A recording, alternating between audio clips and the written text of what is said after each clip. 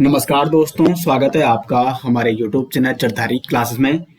दोस्तों, Indian modern history का आज ये तीसरा लेक्चर है और अब तक मॉडर्न हिस्ट्री में दो लेक्चर हो चुके हैं जिसमें हमने चर्चा की कि किस प्रकार यूरोपीय कंपनियां भारत में आई और यूरोपीय कंपनियों में अंग्रेज जो कि एक नई शक्ति के रूप में उभरे और उन्होंने यहाँ पर व्यापार तो किया ही, साथ ही साथ भारत के विभिन्न भूभागों पर, विभिन्न क्षेत्रों पर अधिकार किया।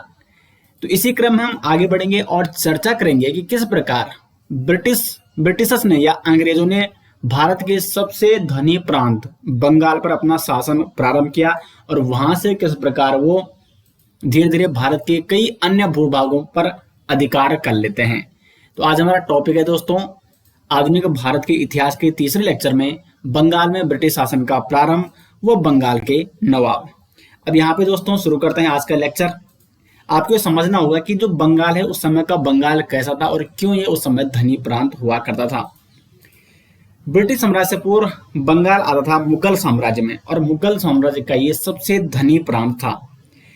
इसमें वर्तमान में जो आप उड़ीसा देखते हैं, जो उस समय का बंगाल था, इसमें वर्तमान का उड़ीसा भी शामिल था और वर्तमान का बिहार भी शामिल था और पश्चिम बंगाल भी शामिल था और बांग्लादेश भी शामिल था। तो इस समय तो ये अलग अलग हो चुके हैं, लेकिन उस समय ये एक ही प्रांत हुआ करता था और इतना बड़ा ये प्रांत जो कि सबसे धनी प्रांत था। अब इसलिए अंग्रेजों ने सबसे पहले इस पर अधिकार करने की सोची।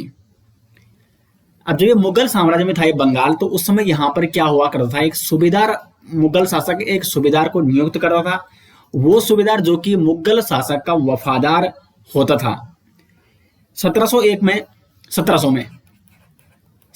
में इसी क्रम में तत्कालीन जो मुगल बादशाह था औरंगजेब, उसने मुर्शिद कुली खां को बंगाल का दीवान बनाया, दीवान जो कि सूबेदार से नीचे आता था। तो 1700 ईस्वी में औरंगजेब ने मुर्शिद कुली खां को बनाया बंगाल का दीवान और इसी क्रम में आगे फिर 1717 में मुगल बादशाह थे इस समय फर्रुखसियार, उसने मुर्शिद कुली खां को बंगाल का क्या बना दिया, सूबेदार बना दिया। तो अभी 1717 ईस्वी में बंगाल का सूबेदार कौन है, मुर्शिद कुली खां है। मुर्शिद कुली खां ने मुगल शासक की कमजोरी का फायदा उठाया क्योंकि औरंगजेब के बाद मुगल शासक अपने पतन की ओर बढ़ने लग गया और मुर्शिद कुली खां ने मुगलों के पतन का फायदा उठाकर बंगाल में खुद को एक स्वतंत्र शासक घोषित किया और उसे कहा जाने लगा बंगाल का नवाब। तो हम दोस्तों पहले बंगाल के नवाबों के बारे में यहाँ पे चर्चा करेंगे। ये यहाँ पे है बंगाल के नवाब और बंगाल का जो पहला नवाब था वो था मुर्शिद कुली खां। मुर्शिद कुली खां बंगाल का नवाब रहा 1717 से लेकर 1727, क्योंकि 1717 में तत्कालीन जो मुगल बादशाह थे फर्रुखसियार, उसने मुर्शिद कुली खां को बंगाल का सूबेदार नियुक्त किया और मुर्शिद कुली खां ने मुगलों के पतन को देखते हुए और इसका फायदा उठाकर स्वयं को क्या कर दिया, एक स्वतंत्र शासक घोषित कर दिया 1717 में। तो 1717 में स्वतंत्र शासक इसने खुद को घोषित किया। अब यहाँ पे मैं एक पॉइंट आपको बता दूं, देखो जो ये बंगाल है ये किसके अंतर्गत है, मुगल साम्राज्य के अंतर्गत, लेकिन स्वयं को स्वतंत्र शासक घोषित कर दिया मुर्शिद कुली खां ने। लेकिन अभी भी जो क्षेत्र है, जो बंगाल है, वो तो मुगल शासक के ही अंतर्गत है। जैसे आपकी जमीन पर कोई कब्जा करे तो इसका मतलब वो जमीन तो आपकी है ना, उसने तो अभी उस पर कब्जा किया है, लेकिन वो जमीन एक्चुअली अभी किसकी है, आपकी है।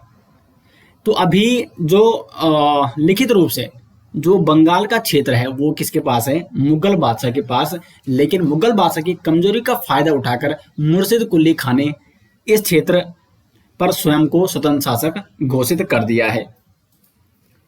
मुर्शिद कुली खां ने बंगाल की राजधानी जो कि पहले हुआ करती ढाका, और इसने ढाका से स्थानांतरित करके बंगाल की राजधानी बनाई मुर्शिदाबाद, जो कि मुर्शिद कुली खां ने बंगाल की राजधानी बनाई। इसने बंगाल में दोस्तों इजारेदारी भू व्यवस्था शुरू की। इजारेदारी भू व्यवस्था बंगाल में सर्वप्रथम किसने शुरू की, तो वो की थी मुर्शिद कुली खान ने। क्या थी? इजारेदारी भू व्यवस्था। तो इसमें जो नवाब था बंगाल का, उसने इजारेदार नियुक्त किए। इजारेदार क्या करते थे? राजस्व वसूलते थे और फिर वो एक निश्चित रकम बंगाल के नवाब को दे देते थे। तो एक क्षेत्र उनको दिया जाता था, वहां से उन्हें कहा जाता है कि वहां से आपको राजस्व वसूलना है और उस क्षेत्र की एक निश्चित राशि जो कि नवाब को देनी होगी, इसे कहा गया इजारेदारी व्यवस्था। और उसके बाद 1727 में इसकी मृत्यु हो जाती है। तो इसके कार्यकाल में कुछ महत्वपूर्ण फैक्ट आपको क्या रखना है। एक तो उसने स्वयं को स्वतंत्र शासक घोषित किया और ये पहला नवाब था बंगाल का। ढाका से मुर्शिदाबाद ये राजधानी ले गया और बंगाल में इजारेदारी व्यवस्था इसने शुरू की और 1727 में इसकी मृत्यु हो जाती है। उसके बाद बंगाल नवाब बनता है शुजाउद्दीन। शुजाउद्दीन ये मुर्शिद खां कुली खां का क्या था? ये दामाद। मुर्शिद कुली खां ने अपने दामाद शुजाउद्दीन को बंगाल नवाब घोषित किया और इसने अली वर्दी खां को बिहार का दीवान बनाया,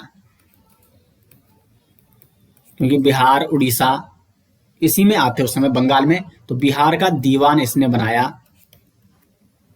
अली वर्दी खां।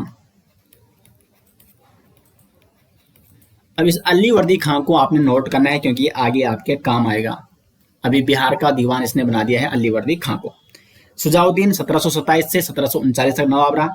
इसके बाद नवाब बना सरफराज खान, लेकिन ये एक अयोग्य नवाब साबित हुआ। 1739 से 40 ईस्वी तक ये रहा बंगाल का नवाब। ये था शुजाउद्दीन का बेटा, लेकिन ये अयोग्य था। इसने आलम उद दौला की उपाधि धारण की। आलम उद दौला की उपाधि, आलम उद दौला की उपाधि धारण की सरफराज खान ने। और इसके समय देखो बिहार का दीवान कौन है? अली वर्दी खां। तो अली वर्दी खां ने देखा कि बंगाल का जो नवाब है वो अयोग्य है, तो इसलिए इसने इसका फायदा उठाकर 1740 में गिरिया का युद्ध हुआ। गिरिया युद्ध,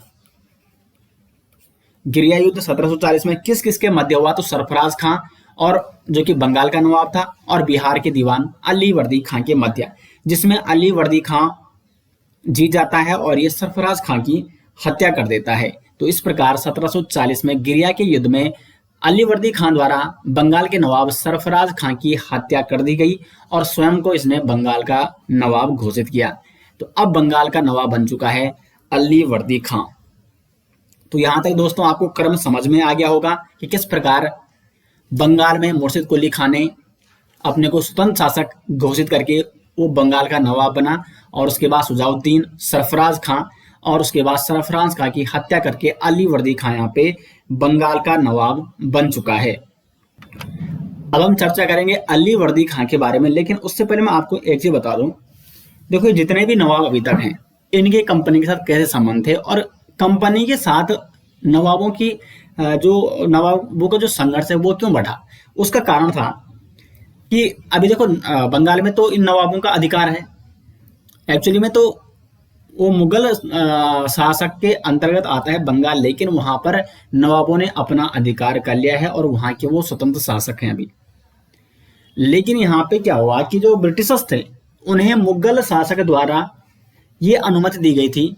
मैंने आपको जब अंग्रेजों का भारत आगमन उसमें बता रखा है कि मुगल शासकों द्वारा अंग्रेजों को मुक्त चुंगी, यानी अंग्रेज बंगाल में व्यापार कर सकते बिना चुंगी दिए। और ये बात बंगाल के नवाब उन्हें बिल्कुल अखरती थी। उनका मतलब था कि जो जैसे अन्य व्यापारी हमें कर देते हैं, चुंगी का मतलब होता है कर, सीमा शुल्क हो गया, सीमा शुल्क, कि अगर आप किसी क्षेत्र में व्यापार करते हैं तो आपको वहां के शासक को सीमा शुल्क देना होता था, तो उसे कहते थे चुंगी या कर या सीमा कर। तो अंग्रेज नहीं देते क्योंकि अंग्रेजों को मुगल शासक द्वारा ये अनुमति मिली हुई थी कि वो बिना चुंगी के वहां पर व्यापार कर सकते थे। अब अंग्रेज कहते हैं कि जो बंगाल है वो मुगल शासकों का है, अब मुगल शासकों द्वारा जब हमें अनुमति मिल रही है तो हम चुंगी क्यों दें। लेकिन बंगाल के नवाब कहते हैं कि आपको भी चुंगी देनी होगी, जैसे कि अन्य व्यापारी देते हैं, सीमा शुल्क आपको देना होगा अगर आपको यहाँ पर व्यापार करना है। तो इसीलिए आप समझ सकते हैं यहाँ पे कि बंगाल के नवाब और कंपनियों के मध्य संघर्ष क्यों हुआ। तो अभी ये संघर्ष आगे चलकर एक बड़े युद्ध का रूप लेगा और फिर बंगाल के नवाबों का पतन होकर यहाँ पे ब्रिटिश साम्राज्य स्थापित होगा। तो हम बात कर रहे हैं अलीवर्दी खां के बारे में। अलीवर्दी खां 1740 से 1756 तक शासक रहा और ये एक योग्य शासक था। इसने क्या किया कि जो तत्कालीन बादशाह था, मुगल बादशाह, उसको नजराना भेजा। अब इसके बारे में यहाँ पे चर्चा कर रहे हैं। तो मुगल बादशाह को इसने नजराना भेजा, लेकिन फिर अगले 10 साल तक इसने कोई भी नजराना नहीं भेजा। नजराना भेजने का मतलब था कि मुगल शासक ये अनुमति दे कि हाँ तुम अभी क्या हो, बंगाल के नवाब हो या बंगाल पर तुम क्या कर सकते हो, अभी आधिपत्य कर सकते हो, ये मंजूरी लेना चाहता था। तो एक बार इसने नजराना भेजा, लेकिन फिर अगले 10 साल तक कोई भी नजराना नहीं दिया मुगल बादशाह को। इसने मराठा पर, अब देखो यहाँ पे मराठा और नवाबों का संघर्ष इसके शासनकाल में शुरू होता है। मराठा व नवाबों का संघर्ष इसके कार्यकाल में बढ़ जाता है। मराठा जो कि उड़ीसा पर अधिकार करना चाहते थे और बंगाल और बिहार से ये चौथ वसूलना चाहते थे, क्योंकि मराठा उस समय एक नई शक्ति के रूप में उभरा था और मराठों का साम्राज्य उस समय उत्तर की ओर वो क्या कर रहे थे, अपना साम्राज्य बढ़ा रहे थे, पूर्व की ओर अपना साम्राज्य बढ़ा रहे थे। तो इसलिए मराठा चाहते थे कि उड़ीसा पर वो अधिकार करे और साथ साथ बंगाल और बिहार से भी वो चौथ वसूले। तो इसने मराठाओं के साथ एक संधि की 1751 में। 1751 में संधि होती है मराठा सरदार रघुजी के मध्य, रघुजी व नवाब के मध्य। मराठा सरदार रघुजी और नवाब के मध्य 1751 में संधि होती है और अलीवर्दी खान ने उड़ीसा प्रांत और 12 लाख रुपए वार्षिक चौथ देने की बात स्वीकारी। यानी इसने ये संधि मानी कि उड़ीसा प्रांत और प्रतिवर्ष मैं 12 लाख रुपए वार्षिक चौथ आपको दूंगा। तो इस प्रकार से मराठों का संघर्ष विराम हो गया इसके साथ। 1756 में अलीवर्दी खां की मृत्यु हो जाती है। अलीवर्दी खान ने यूरोपियों की तुलना की है मधुमक्खी के छत से, मधुमक्खी के छत्ते से। अलीवर्दी खान ने कहा है कि जो यूरोपीय हैं यानी ब्रिटिशर्स हैं या जो यूरोपीय कंपनी है वो क्या है, मधुमक्खी के छत्ते के समान। तो प्रश्न आ सकता है कि किस बंगाल नवाब ने यूरोपियों की तुलना मधुमक्खी के छत्ते के समान कहा, तो वो था अलीवर्दी खां। मधुमक्खी के छत्ते के समान यानी अगर आप इनको छेड़ोगे नहीं तो ये आपको मतलब जैसे छत्ता है तो वो आपको वैसे तो शहद देता है, लेकिन अगर आप इनको छेड़ोगे तो फिर वो क्या करेंगे, आपको काट भी देंगे। तो इस प्रकार अलीवर्दी खान ने यूरोपीय कंपनियों को मधुमक्खी के छत्ते के साथ इनका कंपेयर किया था। अब अलीवर्दी खां का उत्तराधिकारी जो बनता है वो बनता है सिराजुद्दौला। अब यहाँ पे आपको एक बात समझनी होगी कि अलीवर्दी खां के, ये 2 बार लिखा गया है, ठीक है। अलीवर्दी खां के शासनकाल में एक संघर्ष हो गया, उत्तराधिकारी संघर्ष। उत्तराधिकारी संघर्ष क्योंकि अलीवर्दी खां की कोई संतान तो थी नहीं, इसकी थी 3 पुत्रियां, कोई पुत्र नहीं था इसका, 3 पुत्रियां। और 3 पुत्रों ने कहा कि हमें बंगाल की शक्ति चाहिए। 3 पुत्रों के पुत्र उन्होंने कहा कि हमें बंगाल का नवाब बनना है। लेकिन अलीवर्दी खान ने जो उसकी सबसे छोटी पुत्री थी उसके पुत्र सिराजुद्दौला को बंगाल का नवाब नियुक्त किया। तो अब हम चर्चा करेंगे सिराजुद्दौला के बारे में। और इसी के समय कंपनी के साथ जो बंगाल के नवाबों का संघर्ष था वो चरमोत्कर्ष पे था। कंपनी के साथ संघर्ष बढ़ गया था और कंपनी के साथ युद्ध लड़ा जाता है, प्लासी का युद्ध, वो भी सिराजुद्दौला के समय ही लड़ा जाता है। लेकिन उससे पहले आपको समझना होगा कि सिराजुद्दौला जो कि को कंपनी से कैसे हारा, क्योंकि नवाब के पास इतनी बड़ी सेना थी उस समय, तो इसलिए आपको सिराजुद्दौला के सत्रों के बारे में समझना होगा। मैंने पहले बताया आपको कि अलीवर्दी खां के समय उत्तराधिकारी के लिए संघर्ष हुआ, लेकिन अलीवर्दी खां ने अपनी सबसे छोटी पुत्री के पुत्र सिराजुद्दौला को नवाब बनाया। अब इसके जो अन्य पुत्रियां थी वो और उनके पुत्र वो इसके दुश्मन हो गए। तो इसके प्रमुख शत्रु कौन कौन थे उन पर एक बार नजर डाल देते हैं, क्योंकि ये कहीं ना कहीं युद्ध के कारण होंगे बाद में।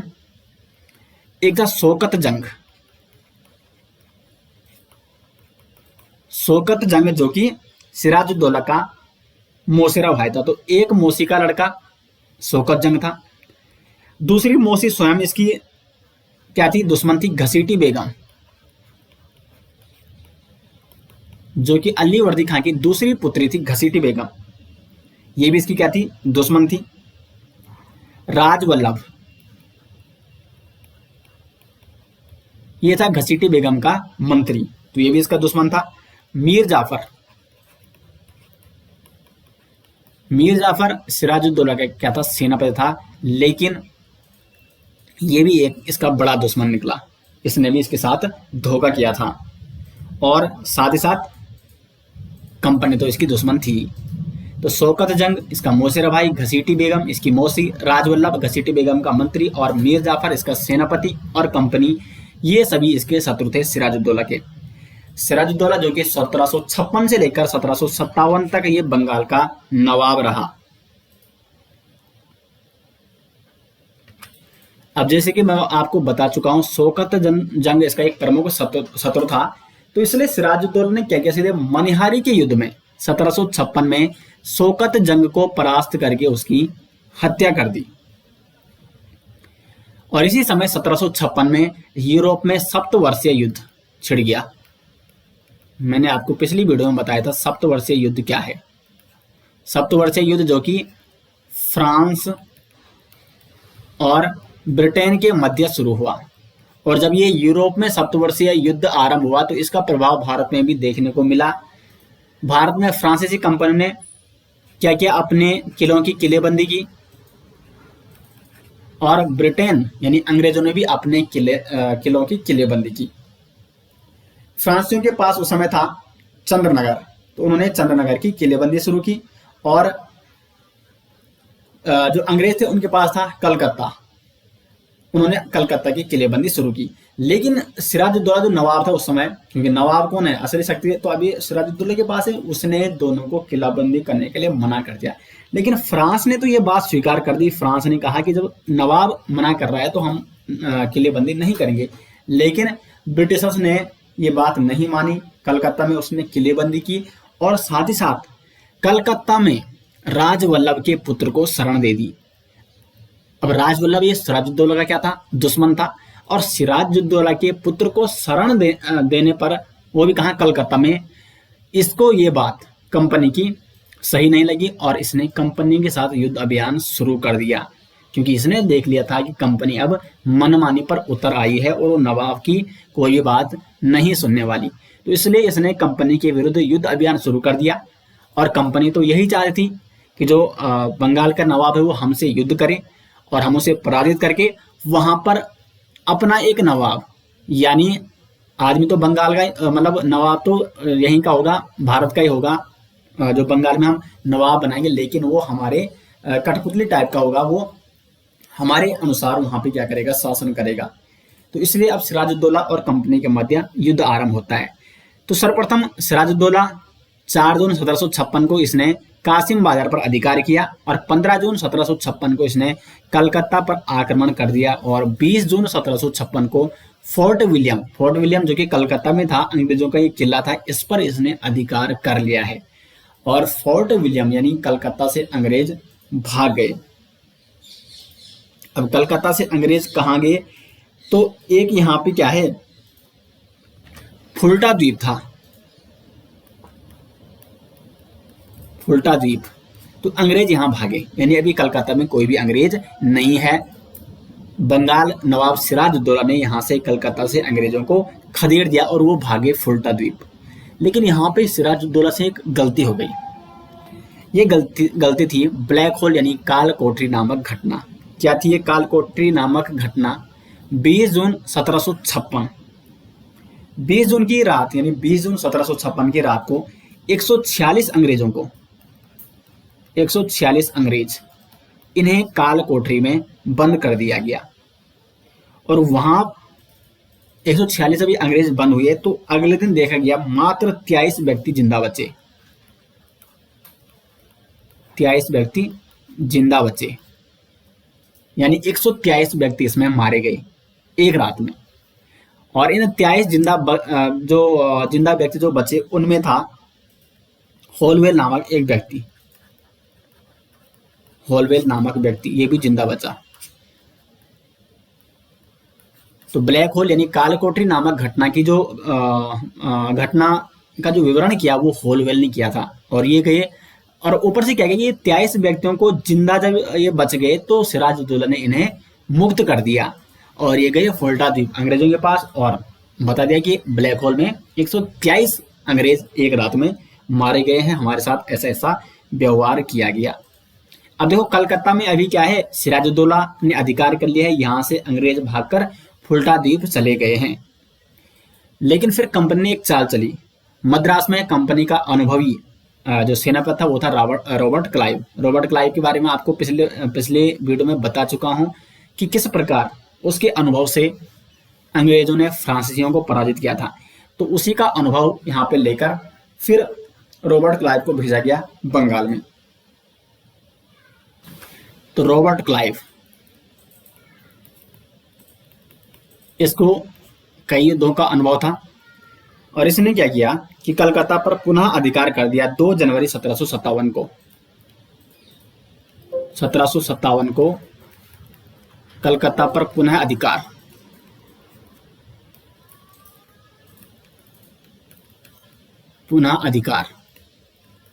इसके नेतृत्व में अंग्रेजों ने, रॉबर्ट क्लाइव के नेतृत्व में अंग्रेजों ने 2 जनवरी 1757 को कलकत्ता पर पुनः अधिकार कर लिया। और फिर 9 फरवरी 1757 को एक संधि रॉबर्ट क्लाइव करता है बंगाल के नवाब के साथ 9 फरवरी 1757 को। और इस संधि को कहते हैं अलीनगर की संधि।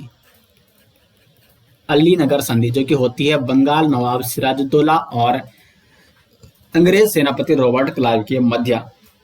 इस संधि के मुताबिक कंपनी का जो क्षेत्राधिकार और जो कंपनी के विशेषाधिकार थे वो पुनः स्थापित किए जाएंगे और जो कंपनी के अधीन स्थल थे उन्हें वापस लौटाकर उन पर कंपनी किलेबंदी कर सकती है और वो अपने सिक्के ढाल सकती है।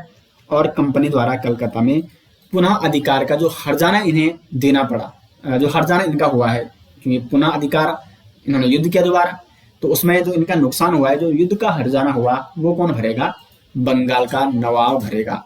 तो सिराजुद्दौला ने ये संधि स्वीकारी और अलीनगर संधि जो कि हुई सिराजुद्दौला और रॉबर्ट क्लाइव के मध्य 9 फरवरी 1757 को। और इस संधि के बाद फिर युद्ध विराम कुछ समय के लिए टल गया था। लेकिन फिर आता है प्लासी का युद्ध। अब प्लासी का युद्ध, इसका कारण क्या था पहले इसको समझिए आप। इसका कारण था क्योंकि इससे पहले अलीनगर की संधि हो चुकी है और जब अलीनगर की संधि हो गई यानी युद्ध विराम हो चुका है।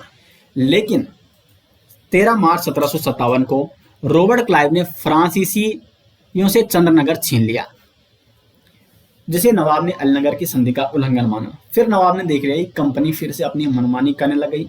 फ्रांसीसी जिन्हें नवाब का संरक्षण था, क्योंकि देखो जब सप्तवर्षीय युद्ध हुआ, जब दोनों कंपनी ने अपनी किलेबंदी की तो नवाब के कहने पर फ्रांसीसियों ने किलेबंदी नहीं की थी वहां पे। तो अब नवाब का कर्तव्य था कि जब अंग्रेज फ्रांसीसियों के चंद्रनगर पर अधिकार कर रहे हैं तो वो फ्रांसीसियों की मदद करे। तो इसलिए यहाँ पे नवाब ने, जब रॉबर्ट क्लाइव ने फ्रांसीसियों से चंद्रनगर छीना तो नवाब ने अलीनगर की संधि का इसे उल्लंघन माना। और फिर 23 जनवरी 1757 को शुरू हुआ प्लासी का युद्ध। अब देखो ये युद्ध जो था ये ज्यादा खतरनाक इसलिए नहीं था, ये ज्यादा बड़ा भी नहीं था क्योंकि इसमें नवाब की आधी सेना लड़ ही नहीं रही थी। उसका कारण था कि ये जो प्लासी का युद्ध हुआ ये एक धोखा आप समझ सकते हैं नवाब के साथ। उसके साथ एक बहुत बड़ा छल हुआ और कंपनी ने उस छल के माध्यम से इतनी बड़ी सेना को आसानी से परास्त किया। देखो कैसे। जो प्लासी का युद्ध हुआ तो किसके मध्य हुआ? रॉबर्ट क्लाइव और सिराजुद्दौला के मध्य, जो कि अभी क्या है, बंगाल नवाब है। रॉबर्ट क्लाइव ने एक चाल चली। इसने जो सिराजुद्दौला का प्रधान सेनापति था मीर जाफर को अपनी ओर मिला दिया और जो अन्य विशिष्ट अधिकारी थे नवाब के, उनको भी अपनी ओर मिला लिया। अब देखो, अब जो सिराजुद्दौला का सेनापति ही अंग्रेजों से जा मिला है तो सेना कैसे लड़ेगी? तो मीर जाफर ने आधी सेना को लड़ने ही नहीं दिया। लेकिन सिराजुद्दौला के साथ कुछ ऐसे व्यक्ति भी थे जो इस पर जान न्यौछावर करने के लिए तैयार थे। तो इसकी इसकी मदद किसने की? मीर मदन मोहन, मीर मदन मोहन ये सिराजुद्दौला के साथ था। और फ्रांसीसी, फ्रांसीसी क्योंकि वो अंग्रेजों के साथ उसके उनके दुश्मनी थे, तो इसलिए उन्होंने इस युद्ध में नवाब का साथ दिया। मीर मदन ये इस युद्ध में बड़ी वीरता से लड़ा, लेकिन इसकी मृत्यु हो जाती है। और मीर जाफर इस युद्ध में लड़ा ही नहीं, और आधी सेना भी जिसने मीर जाफर, क्योंकि इसमें षड्यंत्र हो गया था सिराजुद्दौला के साथ, और मीर उसको लग रहा था कि मीर जाफर उसके साथ है, लेकिन मीर जाफर के साथ था रॉबर्ट क्लाइव के साथ। और फिर सिराजुद्दौला यहाँ से भाग जाता है और वो कहाँ पहुंचता है? मुर्शिदाबाद पहुंच जाता है। और वहां पर मीर जाफर के पुत्र, इसके पुत्र ने इसकी हत्या कर दी, सिराजुद्दौला की। अब नवाब का पद यहाँ पे खाली हो चुका है। और जैसे कि रॉबर्ट क्लाइव और मीर जाफर के मध्य एक बात हुई थी, अगर मीर जाफर उनकी सहायता करेगा इस युद्ध में तो वो बंगाल का नवाब बनाएंगे मीर जाफर को। अब बंगाल का नवाब कौन है? वो है मीर जाफर।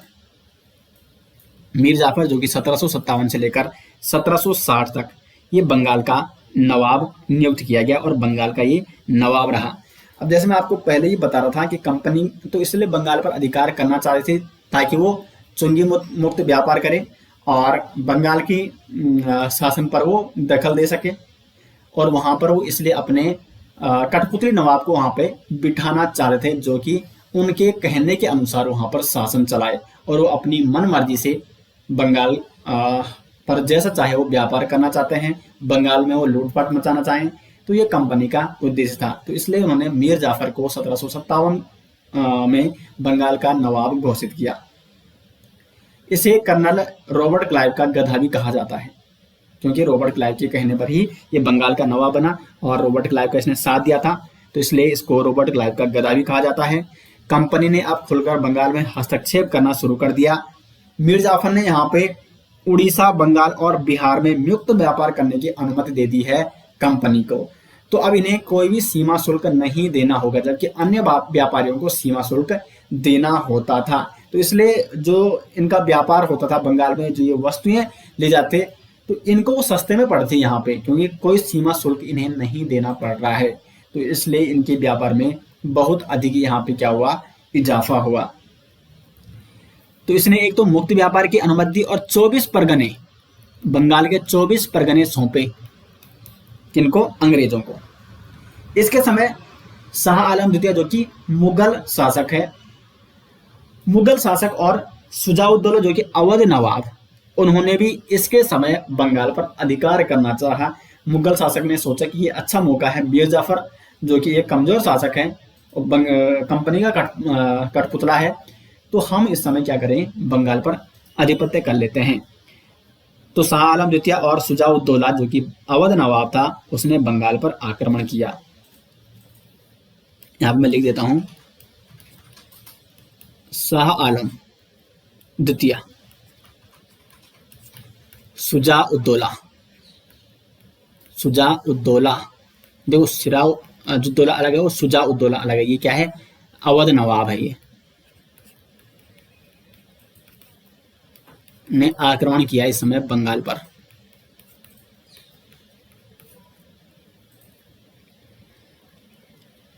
उसके बाद कंपनी ने इसको हटा दिया था मीर जाफर को, क्योंकि एक तो इसने पूरी रकम नहीं दे पाए कंपनी को और ये हर काम के लिए कंपनी के पास जाता था, और ऊपर से शाह आलम द्वितीय और शुजाउद्दौला ने भी बंगाल पर आक्रमण कर दिया जिससे ये निपट नहीं सका। तो इसलिए कंपनी ने इसको हटा दिया और मीर कासिम को बनाया 1760 में बंगाल का नवाब। अब देखो मीर कासिम ने क्या किया? एक चाल चली। ये भले ही बनाया गया था किसके द्वारा? अंग्रेजों के द्वारा ही इसको नवाब बनाया गया, लेकिन इसने अंग्रेजों के हस्तक्षेप से दूर जाने के लिए अपनी राजधानी स्थानांतरित कर दी और पहले जो कि मुर्शिदाबाद बंगाल की राजधानी हुआ करती थी मुर्शिदाबाद, तो यहां से ये राजधानी ले गया मुंगेर, मुंगेर जो कि बिहार में है। तो बंगाल की राजधानी मुंगेर किसने स्थानांतरित की, तो वो था मीर कासिम। 1760 से लेकर 1763 तक ये यहाँ का नवाब रहा। इसने बंगाल में भ्रष्टाचार ब्यूरो केंद्र की स्थापना भी की। भ्रष्टाचार ब्यूरो केंद्र बंगाल में किसने स्थापित किया, तो मीर कासिम ने। अब यहाँ पे उस समय जो अंग्रेज अभी क्या है, गवर्नर है, क्योंकि इससे पहले रॉबर्ट क्लाइव अंग्रेज गवर्नर था। अभी बेनस्टार्ट जो क्या है, बंगाल का गवर्नर है। बंगाल गवर्नर इस समय कौन है, बेनस्टार्ट। तो बंगाल गवर्नर और बेनस्टार्ट के साथ इसकी एक संधि होती है 1760 में। एक संधि होती है 1760 में। क्या था इस संधि में, इस संधि में था कि बेनस्टार्ट ने 1760 में एक गुप्त संधि की मीर कासिम के साथ, और इस संधि को बेनस्टार्ट ने बंगाल की क्रांति का नाम भी दिया था। 1760 की जो ये गुप्त संधि हुई, इसमें बंगाल का जो नवाब था उसने मेदिनीपुर चटगांव के प्रांत अंग्रेजों को सौंपे। मेदिनीपुर और चटगांव, चटगांव के प्रांत सौंपे गए अंग्रेजों को, और नवाब अंग्रेजों की एक सेना भी रखेगा जिसका खर्चा वो क्या करेगा, स्वयं उठाएगा। फिर एक संधि होती है बेनस्टार्ट और मीर कासिम के मध्य 1762 में। इसमें मीर कासिम ने कहा था कि कंपनी को भी चुंगी देनी होगी, और कंपनी तो इसकी विरोधी थी। कंपनी तो चुंगी देना ही नहीं चाहती, सीमा शुल्क देना ही नहीं चाहती। लेकिन 1762 में बेनस्टार्ट और बंगाल नवाब के मध्य एक संधि होती है जिसके मुताबिक अंग्रेज 9% चुंगी देंगे, यानी अंग्रेजों से 9% चुंगी ली जाएगी नवाब के द्वारा। और फिर यही बना कारण युद्ध का, बक्सर के युद्ध का कारण बना फिर ये। और कंपनी ने देखा कि हमारे साथ तो फिर वही अन्य व्यापारियों के जैसा व्यवहार किया जाने लगा। अन्य व्यापारी भी चुंगी देते हैं, सीमा शुल्क देते हैं, हमसे भी यहाँ पे सीमा शुल्क लिया जा रहा है। तो इसलिए कंपनी ने इसका विरोध किया और चुंगी देने से मना कर दिया। फिर मीर कासिम ने क्या किया, इसने एक महत्वपूर्ण यहाँ पे चाल चली। इसने संपूर्ण बंगाल में सभी जो व्यापारी थे उनको चुंगी मुक्त व्यापार करने का अधिकार दे दिया।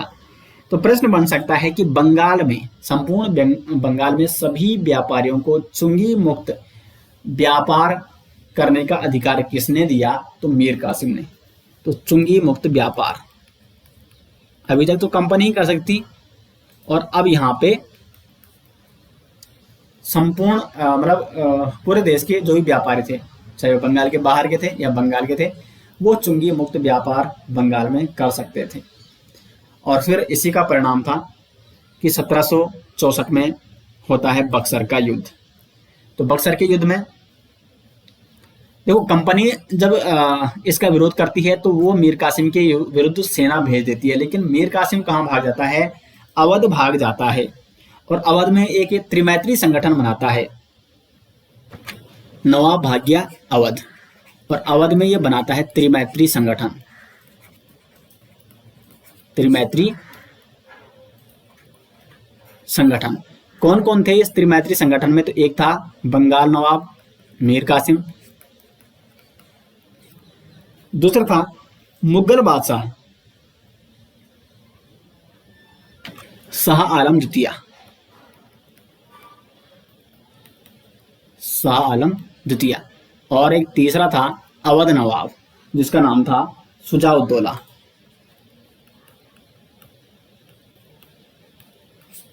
तो ये एक त्रिमैत्री संगठन बन जाता है। बंगाल नवाब मीर कासिम, शाह आलम द्वितीय मुगल शासक, और शुजा-उद-दौला अवध नवाब। इन तीनों की संयुक्त सेना लड़ती है बक्सर के युद्ध में 22 अक्टूबर 1764 को अंग्रेजों के साथ। लेकिन अब देखो, इस युद्ध में तो कोई ऐसा था नहीं कि अंग्रेजों ने कोई सेनापति अपनी ओर मिला दिया, लेकिन इस युद्ध में अंग्रेजों ने इन तीनों की संयुक्त सेना को बुरी तरह से पराजित कर दिया, और फिर मीर कासिम भी यहां से भाग खड़ा हुआ। और इसी बक्सर के युद्ध के बाद भारत में वास्तविक ब्रिटिश प्रभुसत्ता की नींव पड़ी। तो प्रश्न आ सकता है कि वास्तविक ब्रिटिश शासन की नींव किस युद्ध के बाद पड़ी, तो वो था बक्सर का युद्ध। तो यहां तक दोस्तों आप समझ गए होंगे। और अब बंगाल पर किसका आधिपत्य हो चुका है, बंगाल में ब्रिटिशर्स का आधिपत्य यहाँ पे हो चुका है। फिर उस समय यहाँ पे गवर्नर बन के पुनः आता है रॉबर्ट क्लाइव, बंगाल का गवर्नर ये बनता है। और इसने यहाँ पे दो संधियां की, इलाहाबाद की संधि जिसे कहा गया इलाहाबाद की प्रथम संधि और इलाहाबाद की द्वितीय संधि। तो ये है यहाँ पे संधियां, क्या क्या था इनमें प्रावधान। तो 12 अगस्त 1765 को ये इलाहाबाद की प्रथम संधि करता है मुगल सम्राट शाह आलम द्वितीय के साथ। इलाहाबाद की प्रथम संधि के मुख्य शर्तें क्या थी, कंपनी ने मुगल बादशाह को 26 लाख रुपए वार्षिक देना स्वीकार किया और इसके बदले में मुगल बादशाह शाह आलम द्वितीय ने बंगाल, बिहार और उड़ीसा की दीवानी कंपनी को सौंप दी।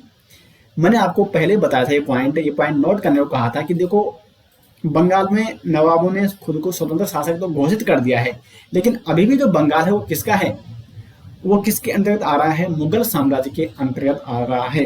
तो अगर कोई मुगल साम्राज्य से क्या करता है, लिख के ले जा रहे अभी भी कि हमें बंगाल पर शासन कर देना है, और अगर मुगल शासक उसे दे तो वो कर सकता है, क्योंकि मैंने आपको जमीन का उदाहरण दिया था कि जमीन तो आपकी, लेकिन वहां पर अभी किसी ने अधिकार कर लिया है, लेकिन कागजी रूप से डॉक्यूमेंट्स में वो जमीन अभी भी आपकी है।